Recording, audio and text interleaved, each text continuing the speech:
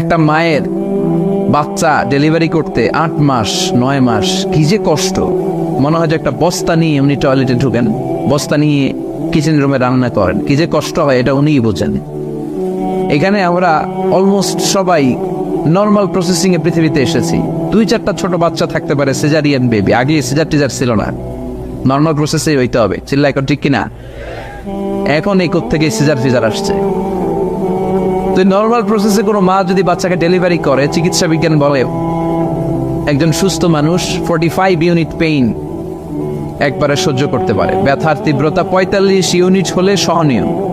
ব্যথার তীব্রতা যদি 45 ইউনিট ছাড়িয়ে যায় তাহলে হয় লোকটা বেহুশ হবে, নয় মরে যাবে। আমার আপনার মা 45 ইউনিট না, আমাকে আপনাকে এই দুনিয়ার আলো দেখাতে যে 57 ইউনিট প্লাস,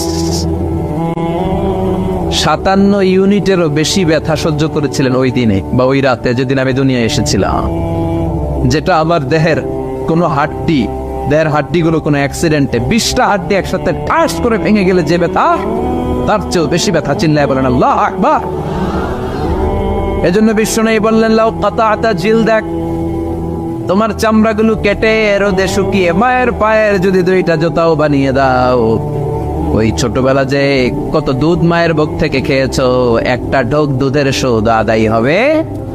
মায়ের একদার দুধের দাম কাটিয়া গায়ের চাম, বাপস বানাইলেও ঋণের শোধ হবে না।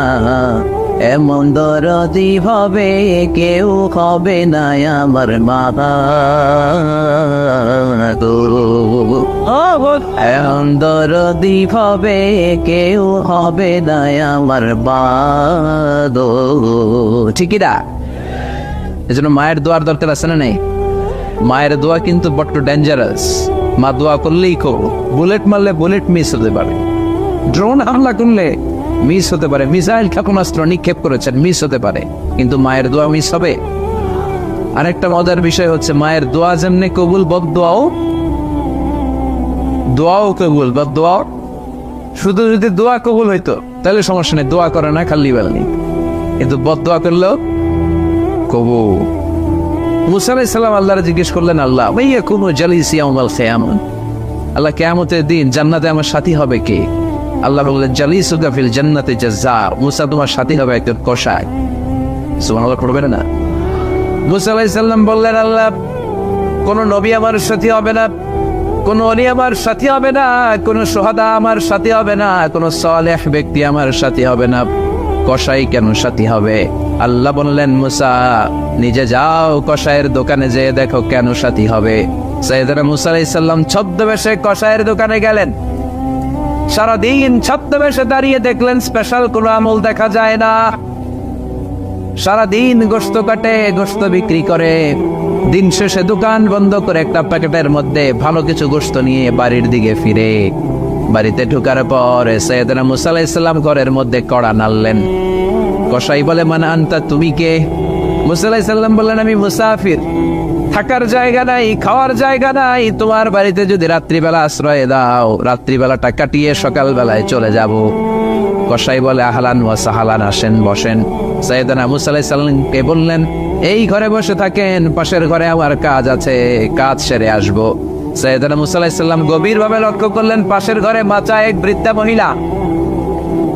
ওই মহিলাকে নামিয়ে গোসল করিয়ে টাওয়াল দিয়ে সারা গাটা মুছে দিয়ে নতুন কাপড় পরিয়ে নিজ হাতে গোশত রান্না করে রুটি বানিয়ে রুটি আর গোশত নিয়ে মহিলার মুখের মধ্যে কসাইটা তুলে দেয়।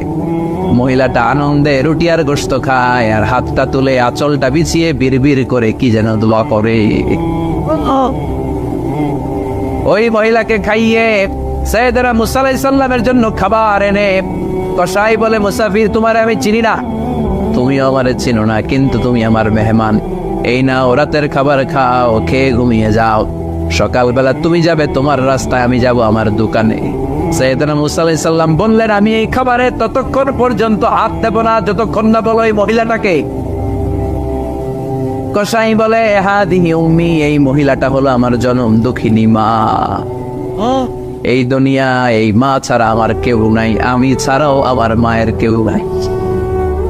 প্রতিদিন আমি দোকান বন্ধ করে মাকে গোসল করাই, নিজ হাতে রান্না করে মার মুখে খাবার তুলে দেই, আমার মা খেয়ে আমার উপর খুশি থাকে। সাইয়েদনা মুসা আলাইহিস সালাম বললেন, সব বুঝলাম, কিন্তু বিড়বিড় করে কি যেন তোমার মা বলে, কি যেন বিড়বিড় করে বলে সেটা আগে বলো। কসাই বলে, ও মুসাফির, আমার মা প্রতিদিন খাওয়ানোর পরে আমার উপর এত খুশি হয়ে যায়, এত সন্তুষ্ট হয়ে যায়, প্রতিদিন আমার জন্য আল্লাহর দরবারে একটা পাগলা দোয়া করে। আমি জানি কোনোদিন এই দোয়া কবুল হবার নয়। প্রতিদিন আমার মা এই পাগলা দোয়াটা করে। সাইয়েদনা মুসা আলাইহিস সালাম বললেন, কি সেই দোয়া আমারে শোনাও। কসাই বলে, প্রতিদিন আমার মা আমার প্রতি এত খুশি হয়ে যায়, এত সন্তুষ্ট আমার মা আমার প্রতি হয়ে যায়, খাওয়ানোর পর আঁচলটা পেতে দিয়ে বিড়বিড় করে চোখের পানি ছেড়ে আমার মা বলে, আল্লাহুম্মা জাআল ইবনি জালিসা মূসা ইয়াউমাল কিয়ামah। প্রতিদিন আমার মা বলে, আল্লাহ, শুনেছি এই জামানার বনি ইসরাইলের সবচেয়ে বড় পয়গম্বর তার নাম নাকি মুসা। আমার ছেলের উপর আমি এত খুশি, এত রাজি, এত সন্তুষ্ট, আমি কিছু বুঝি না, আমি কিছু জানি না, একটাই চাওয়া, সাইয়েদনা মুসা আলাইহিস সালাম যেদিন কিয়ামতের বিচার শেষে জান্নাতে যাবে, আমার কসাই ছেলেরে মুসার সাথী বানিয়ে দিও। আল্লাহুম্মা জাআল ইবনি জালিসা মূসা ইয়াউমাল কিয়ামah। আল্লাহ, আমার ছেলেটারে তুমি মুসার সাথী বানাই। মুসা আলাইহিস সালাম বললেন, ঘটনা তো এই যায় না, এটা মায়ের দোয়ায় ফসল, সব মিস হবে, কিন্তু মায়ের দোয়া মিস হয় না। চিল্লায় বলেন ঠিক কিনা? আমাদের যাদের মা আছে, আল্লাহ তাদের হায়াত দারাজ করুন। যারা মা হারা, মায়ের তখন মনে পড়ে না? কথা বলেন। যখন রাত্রি নিঝুম, এই চোখে ঘুম, একলা শূন্য ঘরে, তোমায় মনে পড়ে মাগো, তোমায় মনে পড়ে, জানি তোমার দোয়া পেলে উঠব সকল বাধা ঠেলে, তোমার দোয়া সকল কাজে ঝরছে মাথায় পড়ে, তোমায় মনে পড়ে মাগো, তোমায় মনে পড়ে, যখন রাত্রি নিঝুম, এই চোখে ঘুম, একলা শূন্য ঘরে, তোমায় মনে পড়ে মাগো, তোমায় মনে পড়ে। ঠিক কিনা? আল্লাহ যারা মা হারা, আমাদের মাদের কবর গুলারে জান্নাতের বাগান বান। আর জোরে পড়েন আমিন। রব্বুল আলামিন বলেন, ওয়াত-তিনি ওয়াজ-যাইতুনি ওয়া তুরি সিনিন ওয়া হাযাল বালাদিল আমিন। সুবহানাল্লাহ পড়ে। আল্লাহ তিনের কসম কেটেছেন, তিনি বলেছেন ওয়াত-তিন।